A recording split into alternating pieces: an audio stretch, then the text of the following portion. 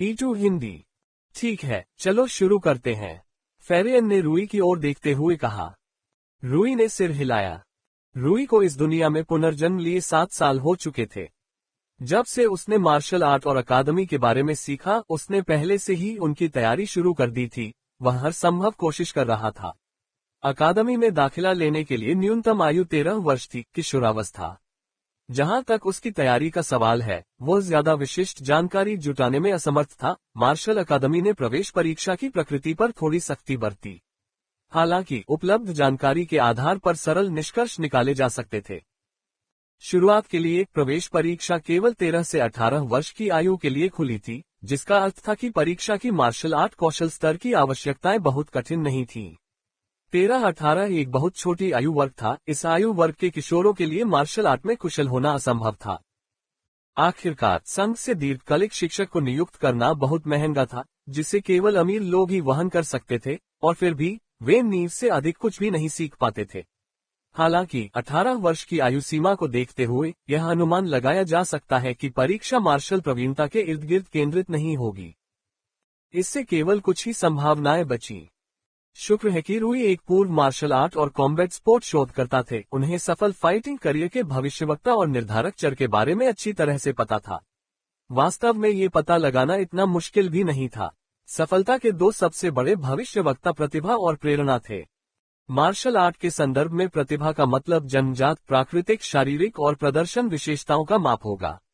इसमें स्वास्थ्य, शारीरिक गुण जैसे कच्ची ताकत, गति, चपलता, सजगता, स्थायित्व, लचीलापन और सहनशक्ति, साथ ही संतुलन, विश्लेषण और निर्णय, शरीर आंख समन्वय, सतर्कता आदि जैसी प्रदर्शन क्षमताएं शामिल होंगी। हालांकि इन्हें 13 और 18 की उम्र में भी प्रशिक्षित किया जा सकता था, लेकिन उन्हें यकीन था कि प्रशिक्षण का प्रभाव इस हद तक नहीं होगा कि अकादमी के अनुभवी मार्शल आर्ट प्रशिक्षक कच्ची प्रतिभा का मूल्यांकन करने में असमर्थ होंगे। दुर्भाग्य से रूई को अपेक्षाकृत यकीन था कि वह प्रतिभाशाली नहीं था। उसका स्वास्थ्य और शारीरिक गुण बस औसत दर्जे के थे। उसे अद्वितीय शारीरिक शक्ति वाला ईश्वरीय शरीर नहीं मिला था, लेकिन वह अपने पिछले जन्म की तरह किसी गंभीर पुरानी बीमारी से अपंग भी नहीं था। प्रतिभा के मामले में वह बस औसत दर्जे का था। समस्या उसकी प्रदर्शनात्मक विशेषताओं में थी। वह इस क्षेत्र में काफी खराब था, और इसका मुख्य कारण एक ही था। सबसे पहले उसके दिमाग और शरीर के बीच बेमेल था। उसका दिमाग पृथ्वी पर अपने पिछले शरीर से बेहद अभ्यस्त हो चुका था। वह दुबला पतला और कमजोर शरीर वाला काफी लंबा था। उसके पिछले शरीर की शारीरिक विशेषताएं, द्रव्यमान वितरण उसके वर्तमान शरीर से काफी अलग थे। उसका दिमाग हमेशा उसके शरीर को ऐसे देखता था जैसे कि यह उसका पुराना शरीर हो, न कि नया शरीर। ये सब मांसपेशियों की याददाश्त की वजह से था। इसके अलावा उनका दिमाग एक वयस्क का था, और उनके युवा शरीर के विकासशील मस्तिष्क के बावजूद उनके नए शरीर के लिए नई मांसपेशी स्मृति के लिए रास्ता बनाने हेतु 59 वर्षों की गहरी मांसपेशियों की स्मृति को पूरी तरह से मिटाना अत्यंत कठिन था, और निश्चित रूप से ऐसा निकट भविष्य में नहीं हो पाएगा। यही कारण था कि वह अपने प्रदर्शन संबंधी गुणों को यथासंभव प्रशिक्षित कर रहा था, ताकि वे खराब से लेकर कम से कम औसत, आदर्श रूप से यथासंभव उच्च स्तर तक पहुंच सकें। उसने अपने संतुलन और शरीर आंख समन्वय, सतर्कता को बुनियादी शारीरिक प्रशिक्षण के बाहर यथासंभव प्रशिक्षित करना शुरू कर दिया था। सर्दियों का मध्यकाल था। रूई ने संतुलन प्रशिक्षण में मदद के लिए 3 वयस्कों फेरियन, होरेशियो और मीका को जमी हुई झील पर इकट्ठा किया था। वह किनारे से 1 मीटर दूर जमी हुई नदी पर खड़ा था। प्रशिक्षण सरल था, कैच खेलना। तीनों लड़के जमीन पर खड़े होकर रूई के साथ कैच खेलते थे। वे एक एक करके उस पर गेंद फेंकते थे। रूई को फिसलन भरी बर्फ पर गेंद को पूरी तरह से पकड़ना था और उसे बिना फिसले या गिरे वापस फेंकना था। उसके बूट और बर्फ के बीच लगभग कोई घर्षण नहीं था, जिसका मतलब है कि अगर उसका गुरुत्वाकर्षण केंद्र सीधे उसके पैरों के सहारे के नीचे नहीं होता तो वह फिसलकर गिर जाता। शुरू में रूई का संतुलन इतना खराब था कि वह बिना गिरे एक जगह पर मुश्किल से खड़ा हो पाता था, और निश्चित रूप से बर्फ पर इधर उधर घूमने के बारे में सोच भी नहीं सकता था।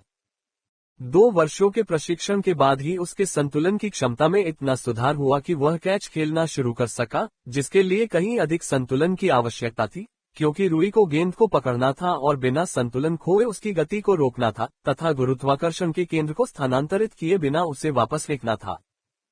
हाँ, मैं तैयार हूँ, रूई ने फेरियन को जवाब दिया।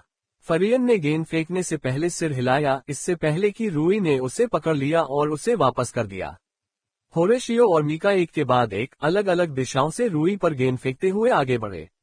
ये पूरे 1 मिनट तक तेजी से आगे पीछे चलने वाला खेल था, इससे पहले कि रूई फिसलकर अपने गधे पर गिर गया। यह आपका अब तक का सबसे लंबा रिकॉर्ड था, मीका ने कहा। रूई ने सिर हिलाया। ठीक है, चलो जारी रखते हैं। होरेशियो ने आह भरी। क्या तुम्हें यकीन है कि यह सब प्रयास के लायक है? तुम मार्शल आर्ट के लिए नहीं बने हो, तुम्हें पता है।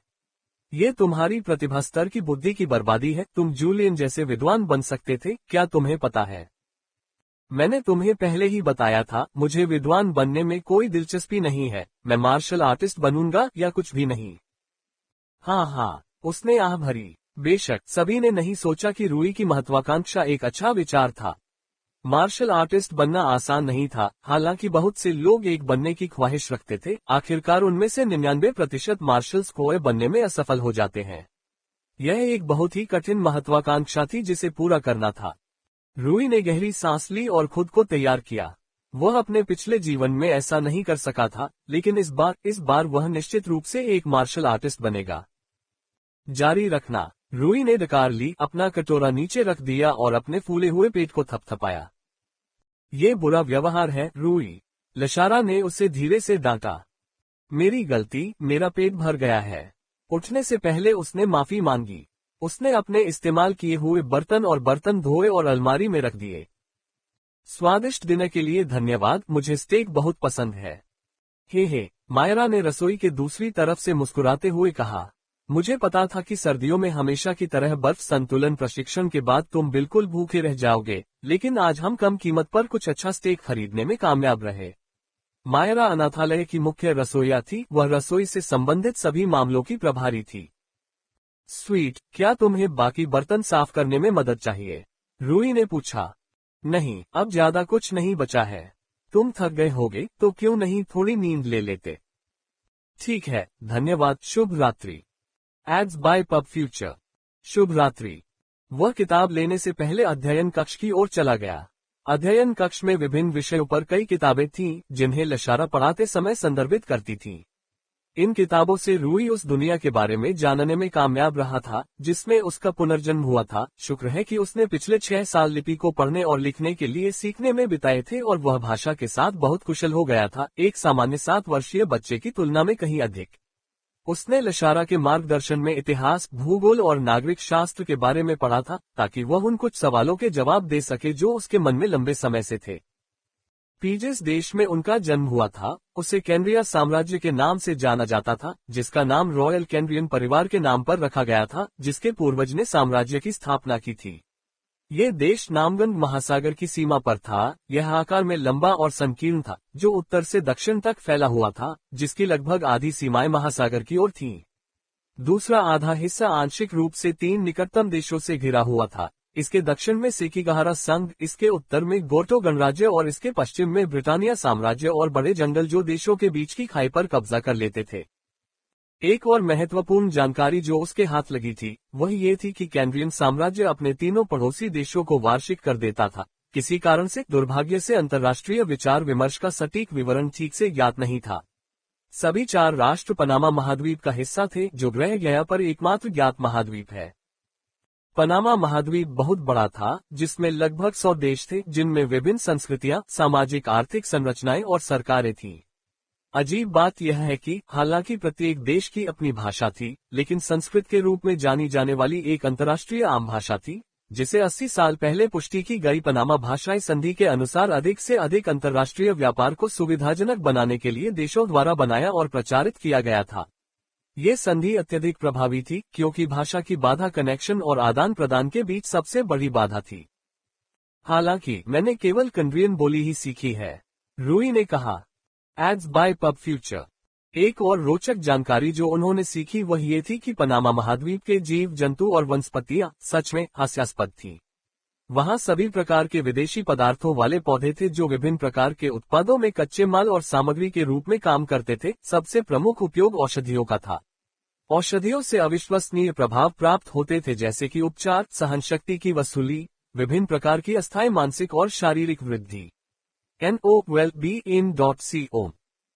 इन औषधियों से साधारण मनुष्य भी मार्शल आर्टिस्ट की अलौकिक शक्ति से मुकाबला कर सकते थे। ये बात जब रूई को पता चली तो उसे बेतुकी लगी, लेकिन ये सब कुछ भी नहीं था।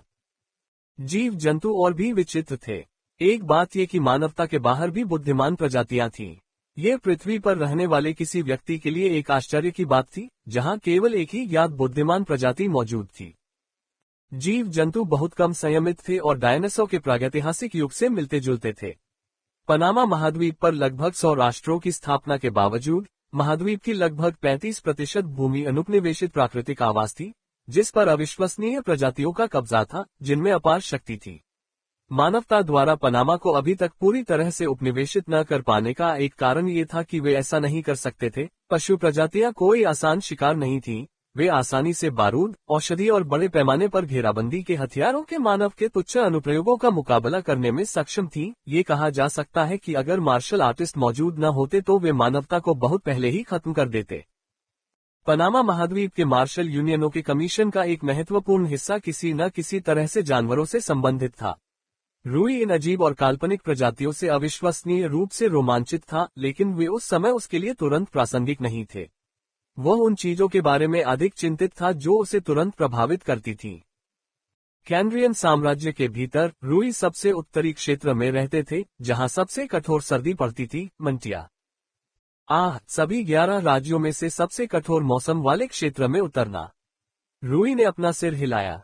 उसे इस तरह नहीं सोचना चाहिए था। उसे इस क्षेत्र में क्वारी और अनाथालय में एक प्यार करने वाले परिवार का आशीर्वाद मिला था। कंदरिया में पूंजीवादी मुक्त बाजार था और जैसी की अपेक्षा थी, लोगों के बीच बहुत बड़ा आर्थिक विभाजन था। इसकी शासन प्रणाली एक राजशाही थी, जैसा कि वह विकास के इस युग में राष्ट्रों से अपेक्षा करता था। कैम्ब्रियन सम्राट की कई पत्नियां थीं और उससे भी ज्यादा बच्चे, उनमें से हर एक सिंहासन का संभावित उत्तराधिकारी था। जाहिर है, ये कैम्ब्रियन प्रोटोकॉल था कि सम्राट अपने जीवन के अंत में उनमें से किसी एक को सम्राट या महारानी घोषित करने से पहले अपने विवेक के अनुसार सभी राजकुमारों और राजकुमारियों का परीक्षण करता था। जाहिर है, वर्तमान सम्राट रॉयल विकन्ड्रिया पहले से ही काफी बुरे थे और रॉयल सिलेक्शन निश्चित रूप से जल्द या बाद में होगा। रूई कंड्रिया की राजनीति की बारीकियों से अच्छी तरह वाकिफ नहीं थे और स्पष्ट रूप से अगर वह इससे बच सकते थे तो वह इसमें शामिल नहीं होना चाहते थे। रॉयल सिलेक्शन एक अराजक घटना की तरह लग रहा था।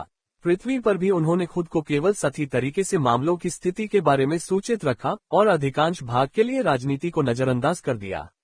मार्शल आर्टिस्ट बनने के बाद शायद उन्हें इसकी और भी कम परवाह होगी, सीधे या परोक्ष रूप से इसमें शामिल नहीं होंगे, या कम से कम ऐसी उनकी आशा थी। वह जिस सूचना के बारे में सबसे अधिक चिंतित था वह कैम्ब्रियन मार्शल अकादमियों की थी। पता चला कि देश में 16 अकादमियां थीं। उनमें से एक मंटिया में स्थित थी। रूई का इरादा मंटियान शाखा को लक्ष्य बनाना था। पिछले 6 वर्षों में उन्होंने प्रवेश परीक्षा की अधिक गहन जांच करने का प्रयास किया था।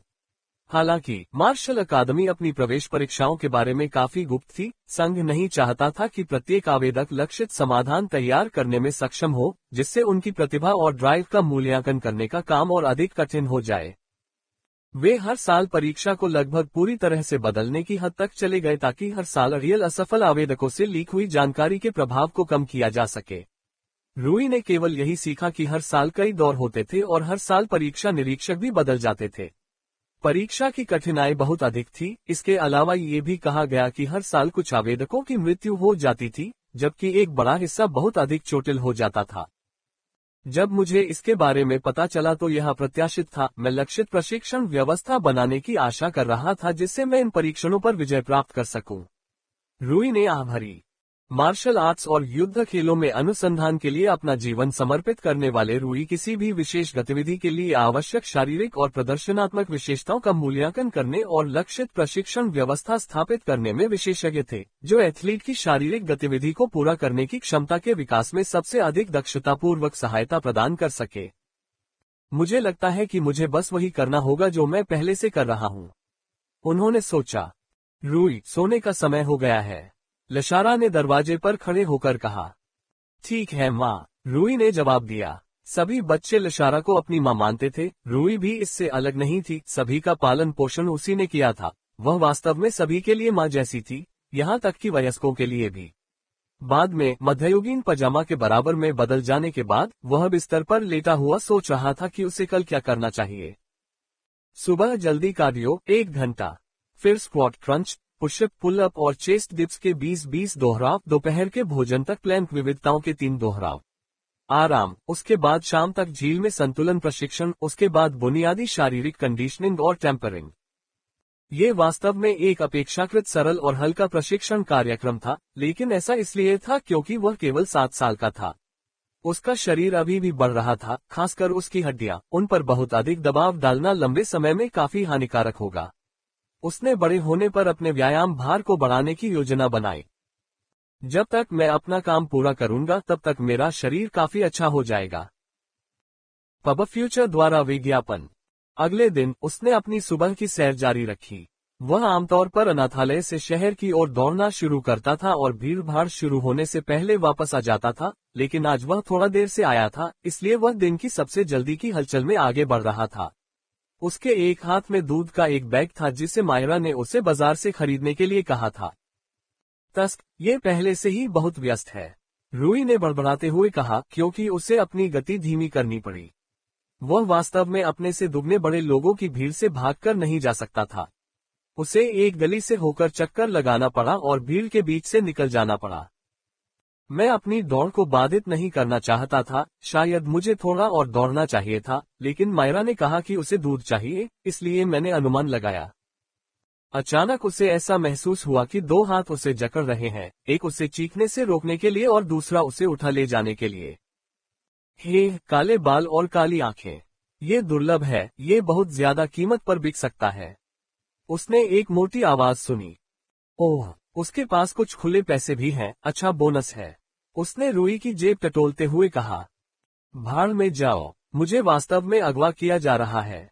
रूई घबरा गया। उसे समझ में नहीं आ रहा था कि उसे क्या करना चाहिए क्योंकि वह आदमी उसे ले जाने लगा। मुझे भागना है, लेकिन उसकी पकड़ बहुत मजबूत है। रूई ने विचार मंथन शुरू कर दिया। बल प्रयोग का सवाल ही नहीं उठता, उसे चाहिए था कि वह आदमी अपनी पकड़ ढीली करे, अन्यथा उसके पास भागने का कोई मौका नहीं होगा। नोव एल बी JNN।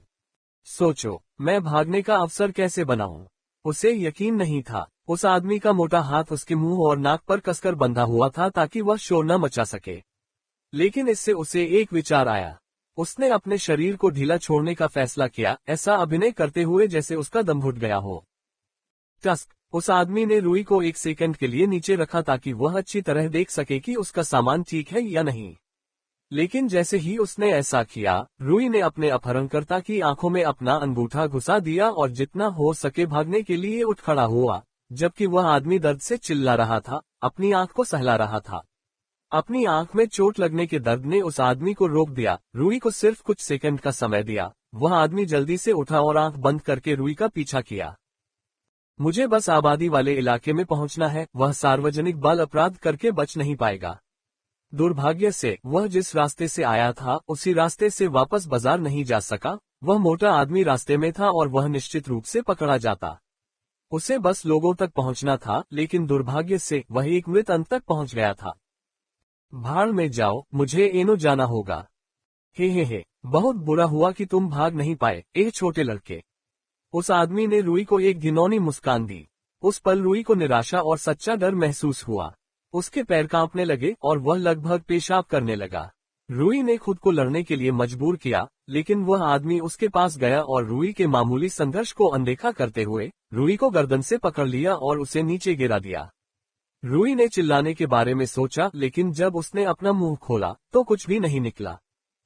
चलो तुम्हें सच में गला घोंटने दो, उसने फुसफुसाते हुए कहा, जबकि उसकी मुस्कुराहट और भी चौड़ी हो गई। रूई भय से स्तब्ध रह गई। वह मुझे मार डालेगा, रूई घबरा गया। उसका दिल जोर जोर से धड़क रहा था। रूई को जरूरी शक्ति देने के लिए संघर्ष कर रहा था, लेकिन रूई उसका इस्तेमाल करने से बहुत डर रहा था। इसका कोई फायदा नहीं है, मैं बहुत कमजोर हूँ। वो ये जानता था, लेकिन उसने हार मान ली। मैं सिर्फ कमजोर नहीं हूँ, मैं दयनीय हूँ। जैसे ही उसकी दृष्टि लाल हो रही थी, गिरना। उस आदमी की पकड़ ढीली पड़ गई और उसकी बाहें उसकी गर्दन से छूट गईं, और रूई का शरीर ऐंठ गया। वह हौंफने लगा और सांस लेने लगा, फिर पलटा। अभी क्या हुआ? उसने जो देखा उससे वह चौंक गया। वह आदमी मरा हुआ था, जमीन पर पड़ा था। इससे भी ज्यादा चौंकाने वाली बात यह थी कि उसकी मौत की वजह क्या थी। उसका सिर टूटा हुआ था और उसका सिर क्षतिग्रस्त था। उसके पीछे एक और आदमी खड़ा था जो हवा में मुक्का मार रहा था। एक मासूम बच्चे की जान लेने की कोशिश करना सबसे बड़ा पाप है जो कोई कर सकता है। उस आदमी ने लाश को तिरस्कारपूर्वक देखा। उसकी नजर रूई पर पड़ी। क्या तुम ठीक हो मेरे बच्चे? वह भोला था। उसने योद्धा होने का मतलब कम करके आंका था। यह कोई फिल्म या एनीमे नहीं था, ये वास्तविक जीवन था। अगर उसका उद्धारकर्ता बहुत देर से आता तो वह मौके पर ही मर जाता। रूई ने सोचा कि वह बस प्रशिक्षण लेकर योद्धा बन सकता है, लेकिन उसने अपने जीवन को दांव पर लगाकर लड़ने के लिए आवश्यक स्वभाव और दृढ़ संकल्प को बहुत कम करके आंका था। वह 21वीं सदी का एक भूतपूर्व निवासी कैसे समझ सकता था? उसने अपने जीवन में कभी युद्ध नहीं किया था। वो ये नहीं समझ पाया कि मृत्यु का आदिम भय किसी की आत्मा में कितना प्रबल होता है। मार्शल आर्टिस्ट सजावटी और सौंदर्यवादी कलाकार नहीं थे जिनका काम सिर्फ कूल दिखना था। वे योद्धा, हत्यारे, रक्षक, शिकारी, अग्रणी थे। वे ऐसे लोग थे जो हर रोज अपनी जान की बाजी लगाकर लड़ते थे। वे मार्शल पथ पर यह जानते हुए आगे बढ़ते हैं कि हर कदम बहुत आसानी से उनका आखिरी कदम हो सकता है। क्या उनमें ऐसा दृढ़ संकल्प था? उस दिन उत्तर स्पष्ट हो गया था। उन्होंने ऐसा नहीं किया। वह योद्धा या मार्शल आर्टिस्ट बनने के योग्य नहीं थे। आप गलत हैं, उसे बचाने वाले आदमी ने कहा। वह उसके पास गया और उसके सिर पर हाथ फेरते हुए उसके पास बैठ गया। उसका हाव भाव गर्म और कोमल था, लेकिन उसका हाथ भारी और खुरदरा था, एक पत्थर की तरह। बच्चे, तुम मार्शल आर्टिस्ट बनना चाहते हो, है न? रूई ने सिर हिलाया। वह अभी भी भावनाओं से घुट रहा था। हाँ, बिल्कुल। कोई और कारण नहीं है कि आपकी उम्र का कोई बच्चा आपके द्वारा दिए जा रहे प्रशिक्षण से गुजरे। उन्होंने कहा, क्या आप अपने अंदर महसूस किए गए भय और निराशा के कारण स्वयं को योद्धा होने के अयोग्य समझते हैं? ऐसा लग रहा था जैसे वह आदमी रूई के दिल की बात पढ़ सकता था। रूई ने अनिच्छा से सिर हिलाया। जवाब में वह आदमी मुस्कुराया। वास्तव में तुम बहुत दयनीय थे, झूठ नहीं बोलूंगा। जब तुम्हें जमीन में धकेला गया तो तुम डर और निराशा से कांप उठे। इन शब्दों ने रूई के दिल में एक छेद कर दिया। लेकिन तुम योद्धा बनने के योग्य हो या नहीं, मेरे बच्चे, यह इस बात पर निर्भर करता है कि तुम आगे क्या करते हो। वह रूई की ओर मुड़ा, जिसने भी उसकी ओर देखा। ऐसा एक भी व्यक्ति नहीं है जिसने अपन करने वाले भय और निराशा का अनुभव न किया हो। यहाँ तक कि सबसे शक्तिशाली मार्शल आर्टिस्ट जो अपनी उंगली से धरती को चीर सकता है, उसने भी वही अनुभव किया है जो आपने किया है। जो चीज मजबूत को कमजोर से अलग करती है, वह ये है कि कोई उस डर पर काबू पाता है या नहीं और आगे बढ़ने का प्रयास करता है या नहीं। रूई ने अपनी मुट्ठियां भींच ली और दांत पीस लिए। बताओ बेटा, क्या तुम अपने डर के आगे झुक जाओगे? कभी नहीं, फिर कभी नहीं। रूई ने कसम खाई, जबकि उसकी आंखों से निराशा, शर्म और गुस्से के आंसू बह रहे थे। उसके शरीर की हर मांसपेशी कस गई। उसे लगा जैसे उसके शरीर की हर कोशिका एक हो गई हो, क्योंकि उसने अपनी कसम को हर एक में जड़ दिया था। मैं कभी भी भय और निराशा को अपने ऊपर हावी नहीं होने दूंगा। वह आदमी उस युवा लड़के की आंखों में आग देखकर मुस्कुराया। रूई उठी और उस आदमी को प्रणाम किया। मेरी जान बचाने के लिए धन्यवाद। Ads by pub future. मैं तो बस अपना कर्तव्य निभा रहा हूँ। वह आदमी उठा, आखिरी बार रूई के सिर पर थपथपाया और चला गया। सुरक्षित रहो बेटा, मैं तुम्हें योद्धा बनते देखना चाहता हूँ। तुम में वह सब कुछ है जो इसके लिए चाहिए। रूई ने आखिरी बार सिर झुकाने से पहले सिर हिलाया। वह बाजार की ओर चल पड़ा और घर की ओर लौट आया। मैं उसका नाम पूछना भूल गया। वह घर वापस आते समय फेरियन से मिला और उसे बताया कि क्या हुआ था, जिससे फेरियन सदमे में आ गया। जब वह घर वापस पहुंचा तो हालात और भी खराब हो गए।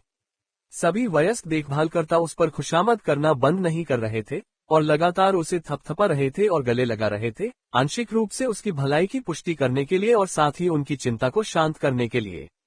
लशारा ने इस हद तक उसे अनाथालय से बाहर जाने से लगभग प्रतिबंधित कर दिया, लेकिन वह उसे इस बारे में अपना विचार बदलने में कामयाब रहा, हालांकि पूरी तरह से नहीं।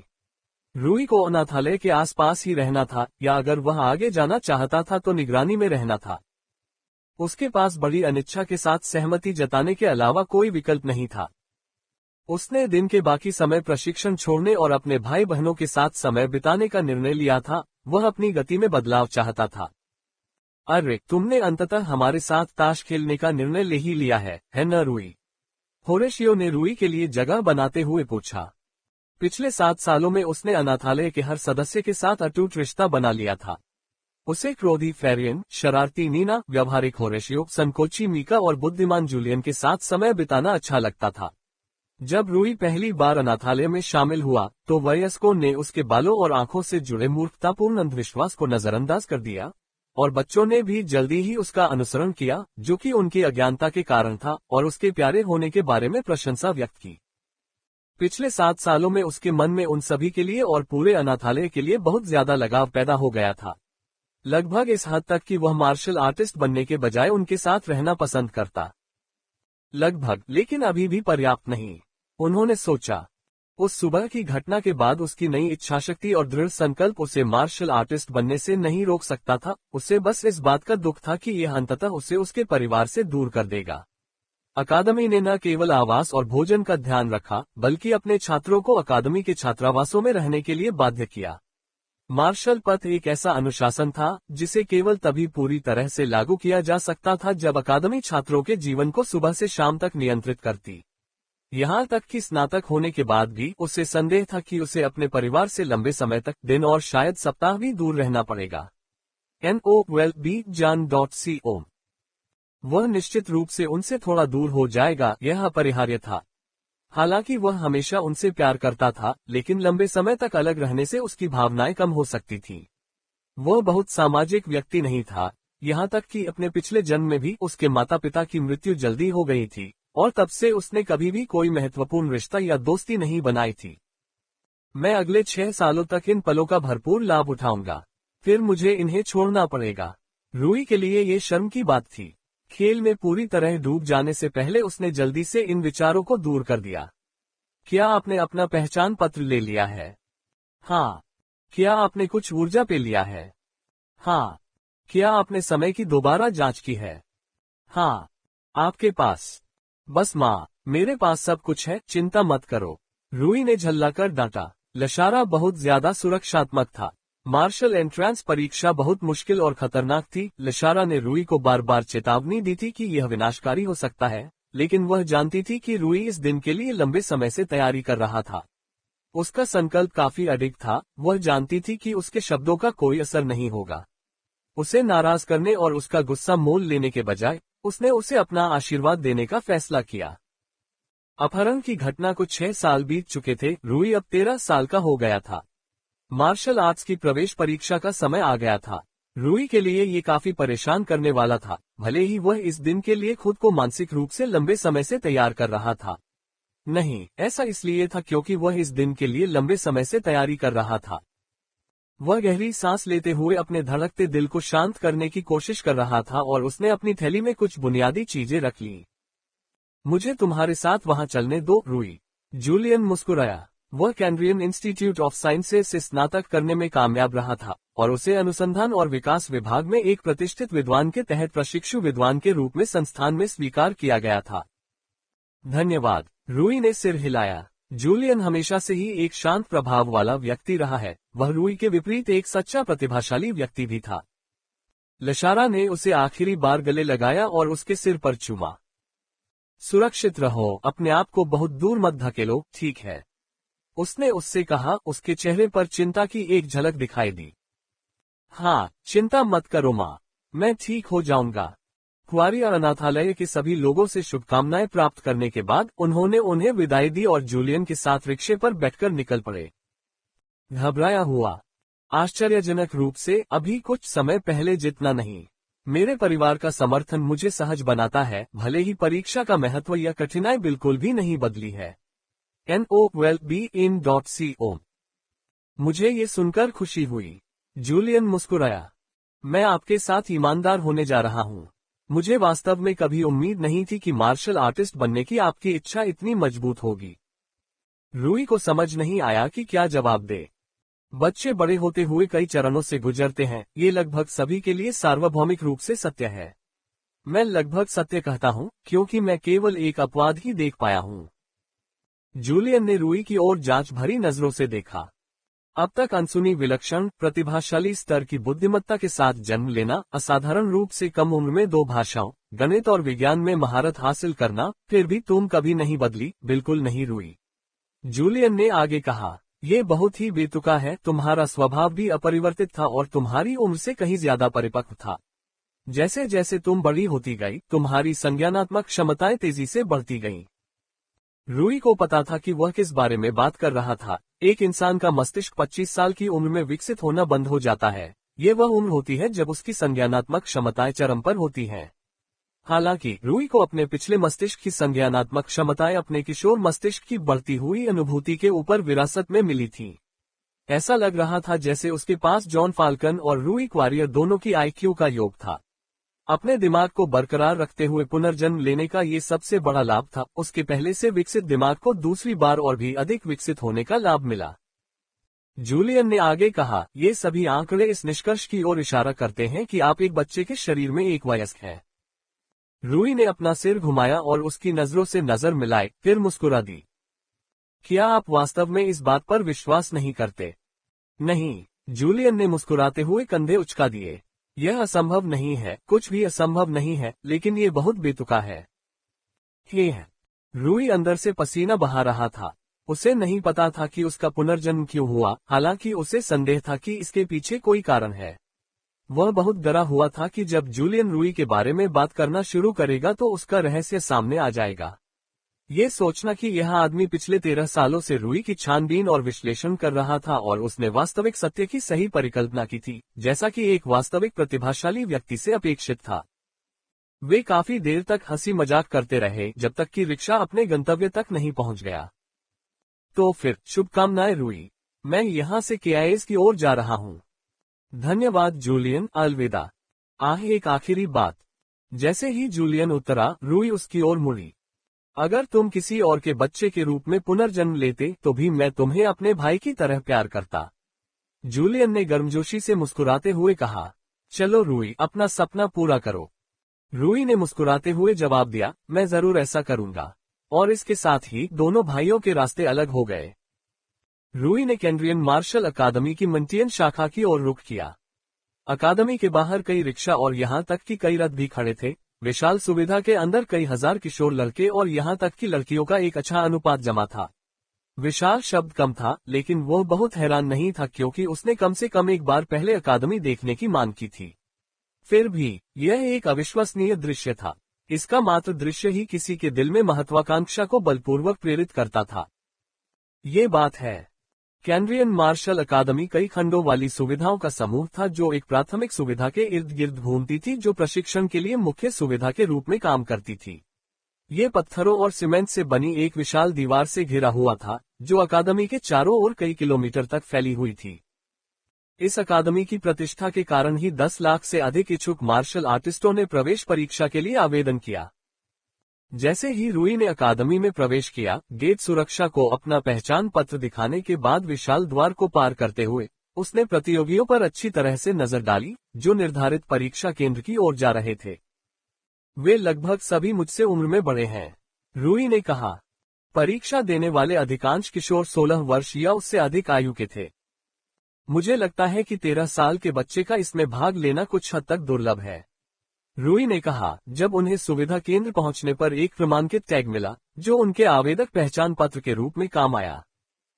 परीक्षा केंद्र दूर से देखने पर जितना लगता है उससे कहीं ज्यादा बड़ा था। सुविधा के भीतर आवेदकों की भारी भीड़ थी। माहौल तनावपूर्ण था। हालांकि हिंसा को रोकने के लिए सहायक निरीक्षक के रूप में मार्शल आर्टिस्ट मौजूद थे, लेकिन हजारों अन्य लोगों के साथ कमरे में खड़े होने से रूई पर हल्का दबाव पड़ा। भीड़ पर एक सरसरी नजर डालने से उसके प्रतियोगी के बारे में बहुत सारी जानकारी सामने आई। उनमें से अधिकांश ने अपने शरीर को प्रशिक्षित किया है, हालांकि उतना नहीं जितना मैंने किया है।